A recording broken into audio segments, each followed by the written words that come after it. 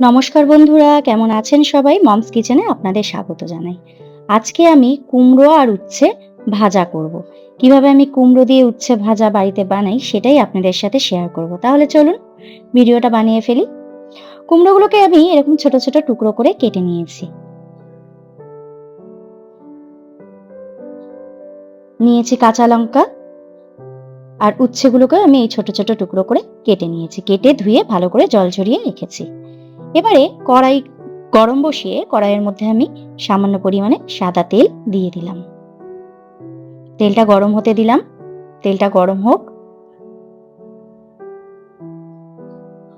তেলটা গরম হয়ে গেছে। এবারে এর মধ্যে আমি দুটো শুকনো লঙ্কা ফোড়ন দিলাম।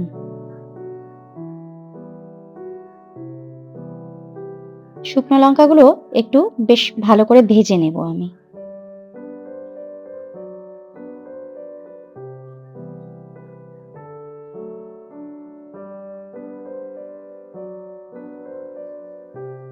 এবারে এই তেলের মধ্যে আমি কিছুটা পরিমাণে কালো জিরে ফোড়ন দিলাম। কালো জিরেটাও একটু ভেজে নেব।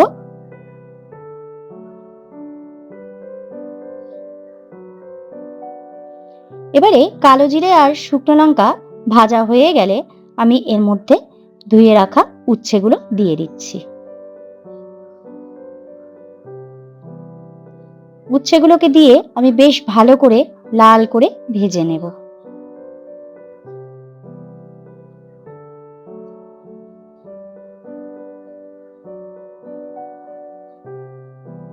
এবারে আমি উচ্ছেটার মধ্যে স্বাদ অনুযায়ী লবণ দিয়ে দিচ্ছি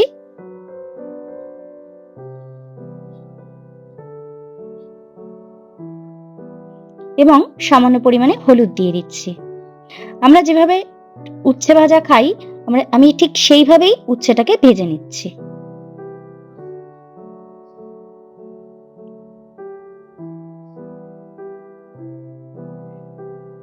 বেশ লাল করেই ভাজা হয়ে এসেছে আমার উচ্ছেটা।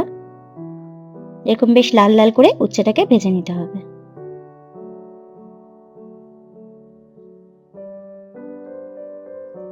উচ্ছেটা ভাজা হয়ে গেছে। এবারে উচ্ছেগুলোকে আমি উঠিয়ে নেব।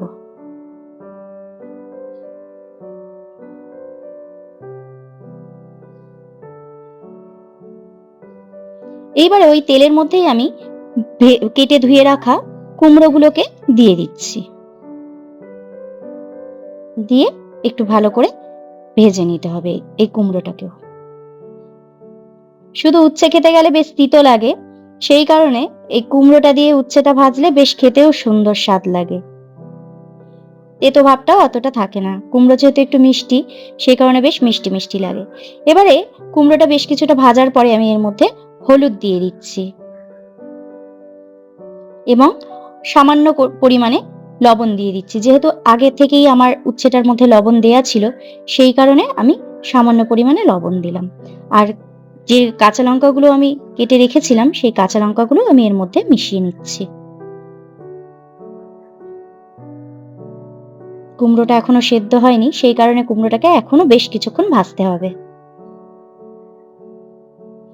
কুমড়োটা বেশ লাল লাল করে ভাজা হয়ে গেছে। এইবারে এই পর্যায়ে আমি এর মধ্যে আগে থেকে ভেজে রাখা উচ্ছেগুলোকে মিশিয়ে ভালো করে ভেজে নেব আরেকটু। এই কুমড়ো দিয়ে উচ্ছের এই ভাজাটা বেশ খেতে খুব ভালো লাগে। উচ্ছেটা যারা তেতোর জন্য উচ্ছে খেতে চান না, তারা এইভাবে একবার কুমড়ো দিয়ে ভেজে খেয়ে দেখবেন, দুর্দান্ত স্বাদ লাগে। এবারে নামাবার আগে আমি স্বাদ অনুযায়ী চিনি দিয়ে দিচ্ছি। চিনিটা দিয়েও একটু ভেজে নেব।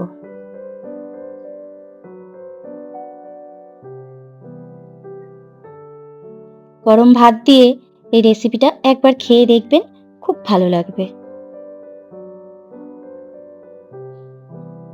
আমার মোটামুটি রেডি হয়ে গেছে রেসিপিটা। দেখুন ভাজাটা বেশ লাল লাল হয়েছে, দেখতেও বেশ সুন্দর হয়েছে। এবারে উঠিয়ে পরিবেশনের পালা। এবারে এটা আমার কমপ্লিট হয়ে গেছে। এবারে আমি এটাকে উঠিয়ে নিচ্ছি। কমপ্লিট হয়ে গেছে পুরোপুরি রান্নাটা। তাহলে চলুন ভিডিওটা আজকে এখানেই শেষ করলাম। আর রান্নাটা কেমন লাগলো দয়া করে কমেন্ট করে জানাবেন। ভালো লাগলে আমার ভিডিওটাকে একটা লাইক করে দেবেন আর চ্যানেলটাকে সাবস্ক্রাইব করে দেবেন।